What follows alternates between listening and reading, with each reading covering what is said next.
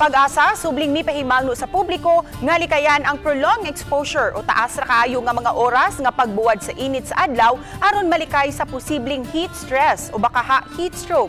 Labing taas nga heat index natala niadtong Sabado nga miabot sa 39 degrees Celsius. Ini ang report. Alas 2 kaganihang hapon, nakatala ang Pag-asa Mactan Station og maximum heat index nga 37 degrees Celsius.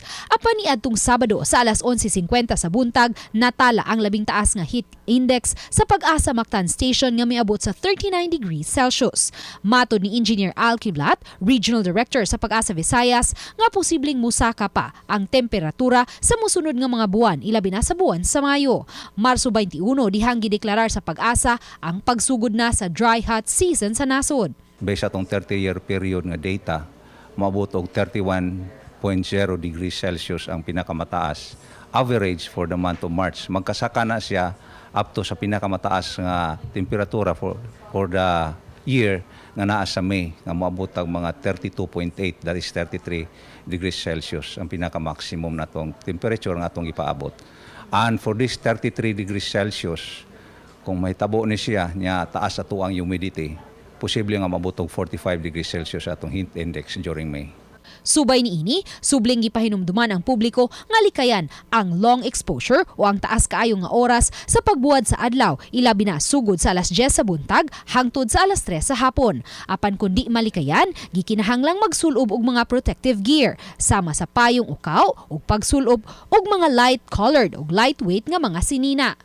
May pahimang no usab ang Pag-asa ngadto sa mga maligo sa dagat karong summer. Kung maligo og dagat, situate nga doon na mo'y kapasilungan. Do not expose yourselves continuously for 20 minutes. Pahuway sa and then balik na sad. And of course, drink plenty of water. Sa pikas bahin, gibutyag usab sa Pag-asa nga nagpadayon karon ang ilang pagpagawa sa El Niño Watch. 55% kining masinati sa nasod karong buwan sa Hulyo. We will more closely monitor on the situation.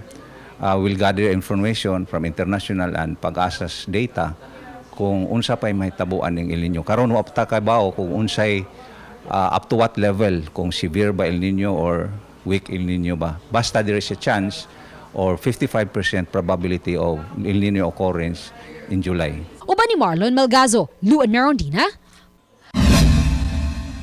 Balitang Bisdak.